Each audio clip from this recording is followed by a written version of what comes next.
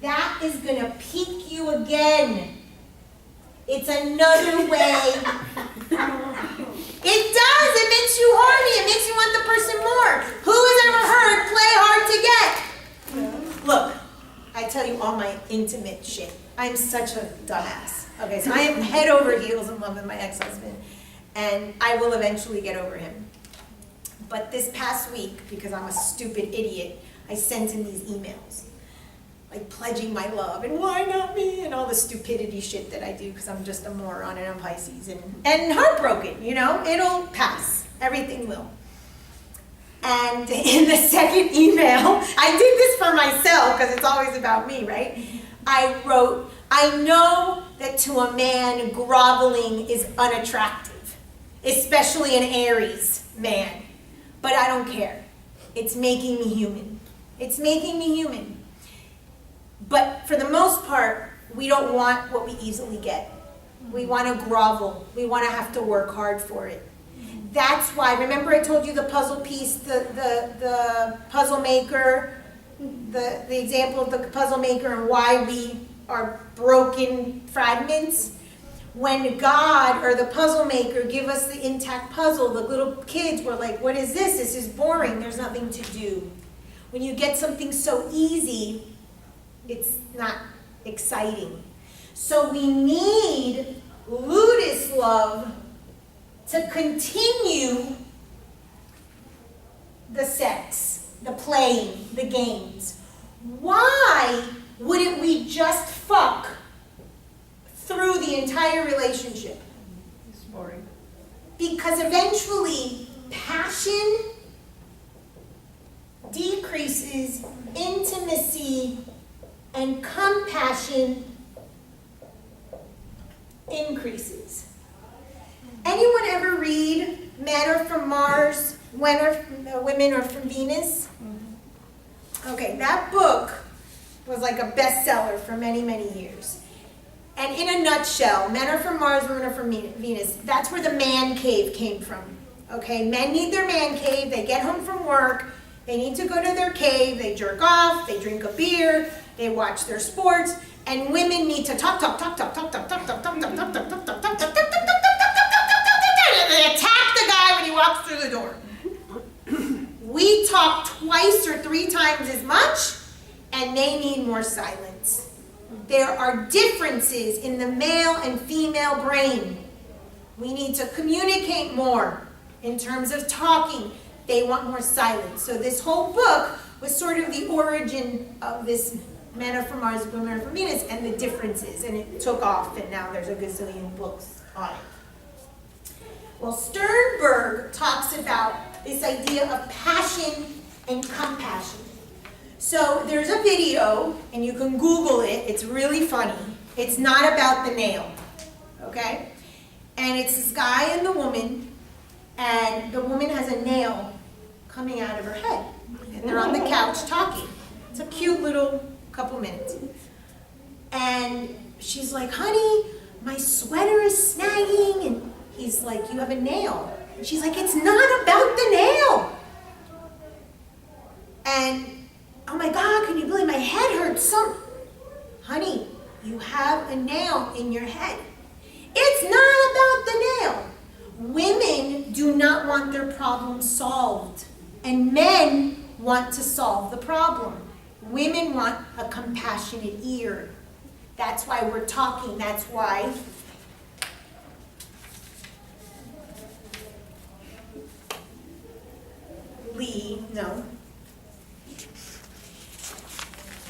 self-revelation. After she stops texting and talking to Nick, she's going to start revealing more about herself. For women, the more we reveal, the more intimate we become, the more compassion we need. So now we don't need to have sex 5 times a week. The man is pissed because he still wants to have 5 times a week, and he's saying, damn, you sold me a lie. And she's just, oh my God, he listens to me. Ooh, she comes from that. So this, Ludus, keeps passion down, but compassion and intimacy up. We start to change our definition of love over time, or passion, intimacy, and compassion. Okay? Then, I know I'm using like 5 different documents at once. Let's go back to Lee. Storge, friendship and love. And then we're at storge love and it's friendship. How much sex are we having here? 1 time a week, or a month, or a year. And with storge, it's practically non-existent. Sex is like, oh no, I'm too tired. Oh, the kids, oh, I'm busy. Oh, we'll do it tomorrow. There's a rabbi, he did this experiment with these couples where he made them have sex for 7 days in a row. Because he wanted to show that the more sex that they had, how intimacy and compassion would increase. And he interviewed them after, and rarely, I don't know if any couple did, but most couples did not make it to the 7 days. I think one couple made it to 6 days. I don't know the exact stats, you could Google it, but it was like a famous little thing. He wrote a whole book about it. And one thing that both the male, and they were heterosexual couples, one thing that both the male and the female said was that they felt closer, more intimate and more compassion, and closer as friends to their partner because of the continuous intimacy. So the sexual piece might be to satisfy the man, but the woman got the connection that we need, the talking, the sharing. So this is why over time, with the styles of love that are healthy, the ones that are in the triangle. Now, can anyone tell me why the triangles are pointing down from a previous lecture? Okay, remember I told you that the pointing down was the vagina, and the pointing up was the penis, and the Jewish star was about the creation energy, and that video that I told you guys about with the secrets of the Garden of Eden and things like that, and the original sin was the fall of man because all of that. So these symbols, that's why we keep seeing the symbol over and over and over again, circles and squares and triangles. Symbol is the language of the subconscious, right there, language of the psyche, myth, symbol, ceremony, and ritual. That's why all of these theories, and these are proven theories or research theories, they're in your marriage and family book next month, are there because these people, whether they knew it or not, symbolically understood that these symbols exist. Now, unhealthy, stagnant, possessive love, mania, possessive dependent love, very parasitic. What happens sexually when someone is in a mania love relationship? What's the sex life like? It could be abusive, it could be violent, very frequent. I have many couples, or the women counterpart of the couple, where, especially during pregnancy, and this is part of the domestic violence cycle, especially when women are pregnant, men that are abusive tend to become more abusive because they feel that they can't control anything that has to do with the baby, so they increase the violence. Okay? So control and violence have to do with this mania type of love, this possessive love, dependent love. If you are in that kind of relationship, you are not in love. Pragma, shopping list love. Kidding. What's shopping list love? Just go to Miami.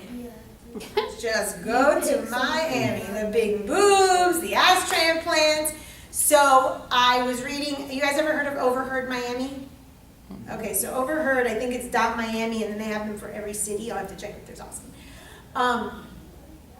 is where people overhear people and they submit it to the Instagram and then the Instagram puts it. So the other day there was one, well, he bought me so-and-so thing and the other guy bought me so-and-so thing. I don't know which one to pick. That is so Miami. So Miami. Because it's basically a competition of who's buying you more shit. How bigger of a prostitute might you be? And again, we're all prostitutes. We all have a price. Your shopping list may not be monetary. Mine is not. But cuddle with my ass and you own me. So that's shopping list love. And then we already talked about the selfless love, which really isn't selfless. Similar to pragma is very parasitic. So you could see that these three are more healthy. And what does the I, and the we, not an accident, look like?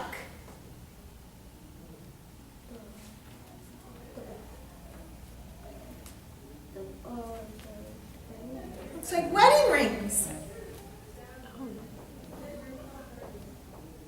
Because it's a negotiation that will actually, a business arrangement that will actually get your needs met and your self-worth up. But if it looks like this, then you're never going to get your self-worth. And that's what these are. These are parasitic. Okay, and then lastly, which I pretty much talked about, but you have two handouts on Sternberg. Here he has the different kinds of love in his model. Non-love, liking, friend zone people. Boring. No intimacy, no passion, no commitment. Liking, there's intimacy because you build rapport, you have rapport with your friends, and you have self-disclosure with your friends, but there's no passion or commitment. Infatuated love, I told you, is a lot of passion, sex, but it could be very violent, it could be very abusive. So it's a lot of passion, no intimacy, no commitment. Do not confuse intimacy with passion. Intimacy is not sex. Intimacy comes from the heart. I am sharing with you. I trust you. We have a bond. In abusive, violent relationships, like domestic violence relationships, there is no intimacy. There might be a lot of sex, a lot of passion. I had this one client who was pregnant, and her husband would get home drunk and beat her. And the only way that he would stop beating her was if she had sex with him. And she learned this during the relationship. So she would say, yes, honey, you're right. And she's like, do you want to have sex? So one day she ends up in the hospital and they tell her, you're not supposed to be having sex this far along in your pregnancy. And the nurse was very tactless because the nurse didn't put two and two together. That's why we have to be aware of these things. Romantic love, you have intimacy, passion. You might not have so much of a commitment. I mean, many people cheat. Companionate love, you have intimacy and commitment, but very little or no passion. That could be people that are married for a really long time and they're not having sex. Fatuous love, that's similar to mania, is passion and commitment, but no intimacy, so they're possessive. And consummate love, according to Sternberg, is all three. So we're here, and we're here. So it's very 48 to 52. It's very I, and the we. Both individuals are whole, and the relationship is getting what it needs and giving what it needs. And then the last handout of Sternberg, he puts the different types of love in the triangle, and go figure that he puts consummate love in the middle, which is intimacy plus passion plus commitment. And that is the truth is in the triangle in a different format, where the person is getting what they need and giving what they want and what they need. Any questions? Okay, so next week, Tuesday, you'll start with Goddess. You'll do the questionnaire and I'll leave some videos for you guys.